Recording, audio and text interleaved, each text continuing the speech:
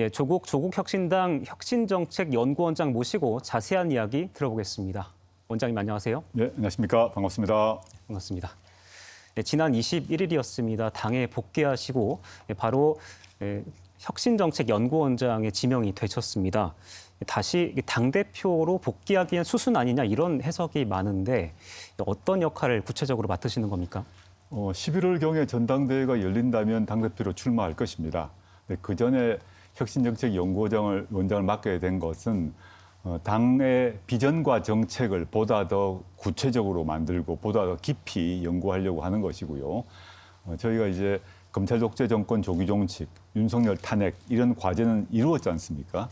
지금부터는 내년 선거, 그다음에 28년 총선까지를 길게 내다보면서 윤석열 이후의 세상, 윤석열 없는 대한민국에 어떤 정책이 필요한지 하나하나 만들어가는 과정이 남아 있는데 제가 원장으로 재직하는 동안 그 작업을 할 생각입니다. 알겠습니다. 8개월간의 옥중 생활 이야기를 잠깐 해보겠습니다. 네. 이 정치인 조국한테는 상당히 큰 전환점이 된 시간이었을 것 같은데 어떻게 이 성찰의 시간이었는지 아니면은 어떤 정치적 결단을 품게 된 기간이었는지가 궁금합니다. 예, 지난 8개월 동안 가장 낮은 곳에 임해서 살게 되었죠. 그 속에서 당연히 저의 과거를 돌아보고 성찰하고 저의 한계, 흠결, 반성하는 그런 시간이었습니다. 동시에 나가게 되면 언제 나갈지 모르지만 나가게 되면 어떤 일을 해야겠다라는 점도 또 다져보고 생각하고 마음을 다지는 그런 시간이기도 했습니다. 알겠습니다. 근데 다만 그 특사로 석방이 되신 이후에 좀 이런저런 논란들이 많이 따라 붙었습니다. 그 SNS에 올리신 이 된장찌개 영상 이거부터 해서 네. 이 정치 연한에 대한 각종 메시지도 있었고 또 봉하마을 방문 그리고 이번 호남 방문까지 그 사실 그 민주당을 중심으로 의원들을 중심으로 다 좀 자중해라, 좀 자성해라 좀 이런 목소리들이 많았습니다. 이게 공감을 하십니까? 저는 민주당 의원님들이 말씀하시는 이제 자숙하라 이런 조언에 대해서 뭐 겸허히 받아들이고요. 아마 저를 위한 조언이라고 생각을 합니다. 그런데 제가 말씀드리고 싶은 거는 조국이 이제 조국혁신당을 만든 주역이기도 하고 대표 인물 중에 하나가 아니겠습니까? 그런데 지난 8개월간 조국혁신당에는 조국이 없었던 것이죠. 그리고 그렇다면 저로서는 당의 대표 인물로서 조용히 있을 수는 없다. 만약에 민주당처럼 인물들이 아주 뭐 170명씩 되고 이런다면 여러 가지 선택을 할 수 있을지 모르겠습니다만은 제가 8개월 동안 비어 있는 동안 조국혁신당이 일정 정도 정체돼 있었던 것도 사실입니다. 그럼 저로서는 책임감을 가지고 당을 활성화시키고 또 당의 조직을 확대할 그런 필요가 있습니다. 그리고 당의 비전과 정책도 가다듬어야 되거든요. 그러려면 제가 조용히 뭐 수도하듯이 살 수는 없지 않겠습니까? 제가 학자도 뭐 교수도 아닌 정치인인데 정치인으로서는 제가 지금 시점에 해야 될 과제를 성취하기 위해서 지금 움직이고 있다라고 봐주시면 좋겠고 그 과정에서 비판 있는 거 알고 있습니다. 그렇지만 그 비판을 감수하면서 조국의 정치를 하겠다는 생각이고 아까 앵커께서 말씀하신 된장찌개는 사실 좀 황당한 그런 얘기인데 제가 뭐 고기 먹은 것을 숨기기 위해서 된장찌개만 올렸다는 얘기는 제가 봐서는 약간 이상한 비판이다 생각을 합니다만 역시 좀 신경 쓰지 않고 대응하지 않고 있습니다. 뭐 그런 얘기를 듣든 말든 개의치 않고 전 저의 길을 가겠습니다. 아무래도 그 지방선거가 1년도 채 남지 않았다 보니까 이런 비판들이 나올 수 있는 것 같은데 그 민주당에서 견제구를 날리기 위한 이런 포석이다 이런 해석에는 동의하십니까? 민주당에서 특히 호남 지역 관련해서 조국혁신당이 호남 지역에서 과거 4월 10일 총선에서 비례대표 의석수 투표율이 더 높았지 않습니까? 그리고 지난 4월 담양 선거에서 조국혁신당이 이겼지 않습니까? 그러다 보니까 민주당에서 조국혁신당을 견제하는 것 같습니다. 저는 생각이 좀 다른 게 예를 들어서 뭐 영남 지역 같은 경우에 있어서는 국민의힘이 지배정당 아닙니까? 그러면 조국혁신당과 민주당은 철저하게 연대하고 단결해서 거기서 그 지역에서 국민의힘 단체장이 나오지 않도록 연대를 해야 됩니다. 싸워야 됩니다. 그런데 호남 지역 같은 경우에 있어서는 지금까지 국민의힘 단체장 된 예가 없는 걸로 알고 있습니다. 그렇다면 또 그 이전에 조국이란 정치인이 국민의힘에게 도움되는 일을 할 거라고는 아무도 생각하지 않을 것입니다. 그리고 아까 말씀드렸던 정철원 담양군수가 조국혁신당 소속으로 당선이 되었는데 이분이 당선되고 난 뒤에 담양 군정이 잘못되었다거나 뭐 문제가 발생했다거나 이런 일 없습니다. 잘하고 있다는 평가거든요. 요지는 호남 경우에 있어서는 조국혁신당과 민주당이 어느 정책을 가지고 어느 비전을 가지고 누가 잘하나 이런 식으로 경쟁하는 것이 호남 지역 발전 그리고 호남 정치 발전에 전혀 해가 되지 않는다고 생각합니다. 그래서 저는 뭐 민주당에서 좀 부담스러운 건 있으시겠습니다만은 과거 4월 10일 총선에 조국혁신당과 더불어민주연합이 경쟁을 했지만 좋은 결과가 났지 않습니까? 그런 것처럼 따로 똑같이 가고 또 누가 잘하나 경쟁을 하다 보면 호남 유권자들께서 선택해 주실 것이라 생각하고 있습니다. 협력보다는 경쟁 쪽에 좀 더 방점이 맞춰진 말씀이십니까? 꼭 그런 건 아닙니다. 전국적 차원에서는 특히 그리고 극우화된 국민의힘과 싸운 데 있어서는 당연히 연대, 단결이 중심이고요. 그리고 이재명 정부의 성공을 위해서는 당연히 또 단결해야 되고요.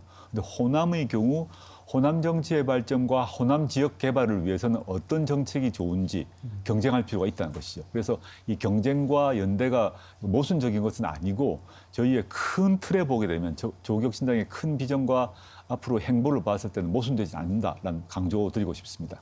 호남에서만큼은 경쟁 관계를 가져가겠다 이렇게 봐도 될까요? 네, 그렇습니다. 알겠습니다. 그 지난 그 광복절 특사에 그 조 원장님이 포함되신 것과 관련해서 좀 청년층의 반감이 좀 상당하다 이런 또 해석이 있습니다. 아무래도 입시 비리 혐의 때문일 것 같은데요. 좀 어떻게 극복하시겠습니까? 그 입시 비리라고 불리는 그 지점에 대해서 저는 여러 번 사과를 했고요. 앞으로도 마찬가지입니다. 그래서 2030의 경우 저에 대한 반감이 있는 것도 알고 있습니다. 근데 제가 해야 될 일은 사면을 받고 제가 정치적으로 법적으로 자유로워졌지 않습니까? 그런 비판을 당연히 받으면서도 2030을 위해서 어떤 정책이 필요한지, 어떤 제도가 필요한지를 고민하고 실천하는 것. 그래야만 그 2030의 불만과 비판이 해소되지 않겠습니까? 그렇지 않고 가만히 있는다고 해소되지 않습니다.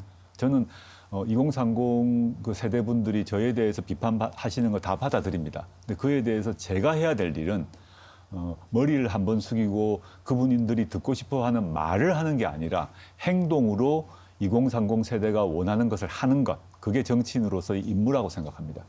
알겠습니다.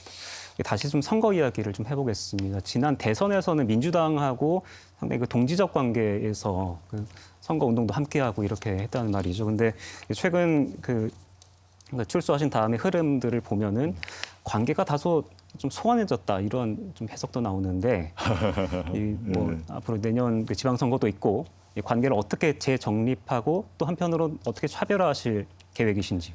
민주당 의원님들 일부가 너무 과민하신 것 같아요. 조국혁신당은 내란 완전 종식, 극우 정당인 국민의힘 심판, 이재명 정부 성공 이런 점에서 저는 민주당보다 더 열심히 노력하고 있다고 생각합니다.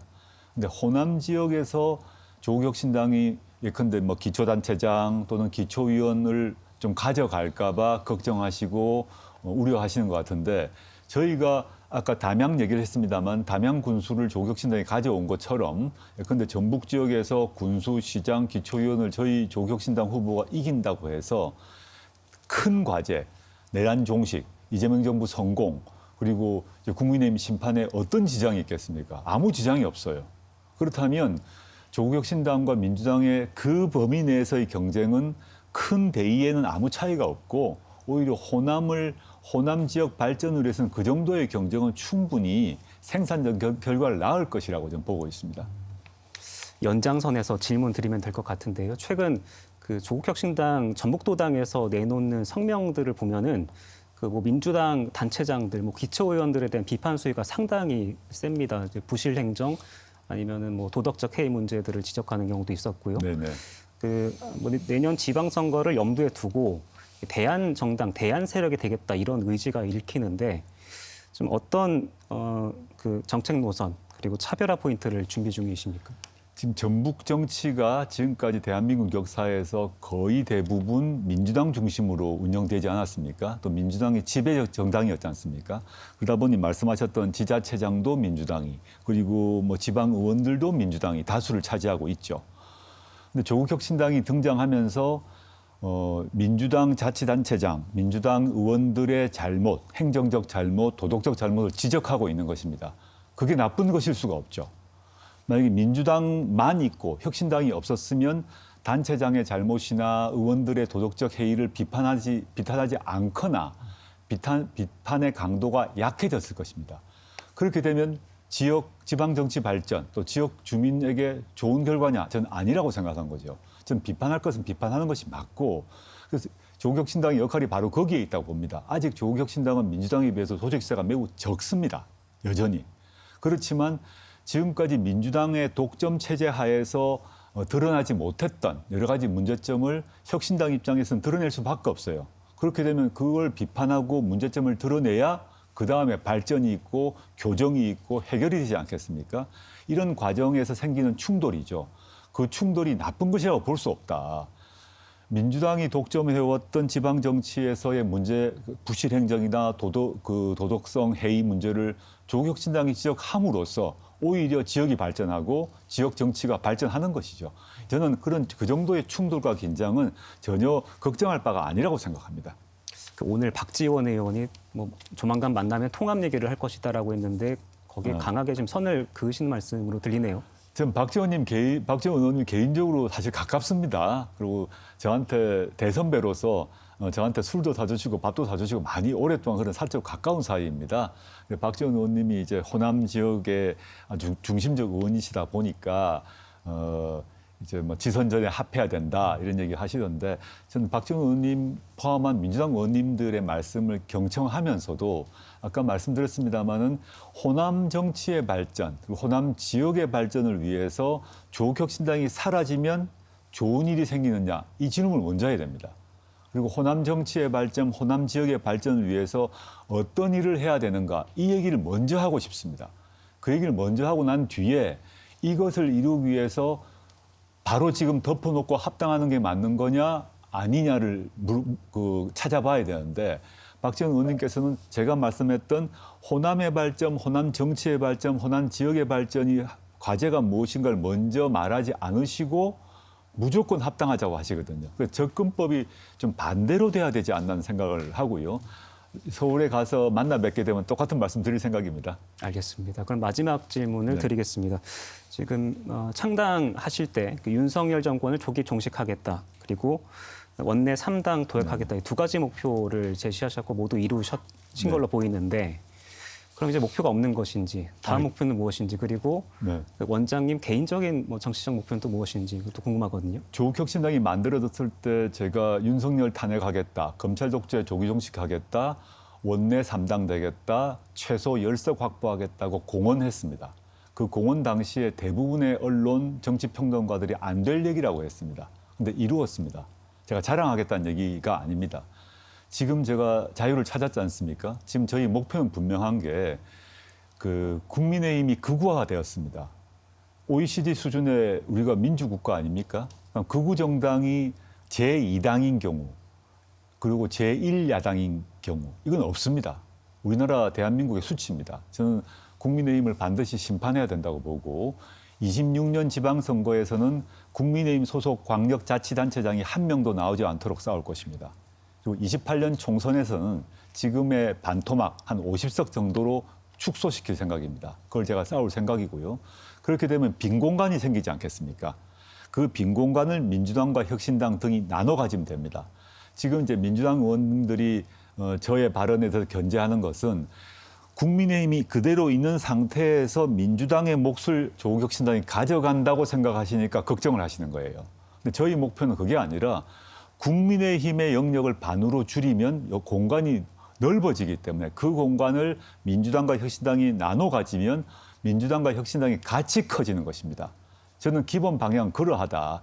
그걸 약간 오해를 하시고 호남에서만 저희가 무슨 활동을 해서 민주당을 땅 따먹기처럼 생각하시는데 저희는 동쪽 지역, 영남 지역에서도 열심히 활동을 해서 국민의힘과 싸우고 대한민국의 정치 지형을 정상화시킬 것입니다. 개인적인 목표에 대해서는 말씀을 아끼신 것 같은데 혹시 부산시장에 출마하십니까?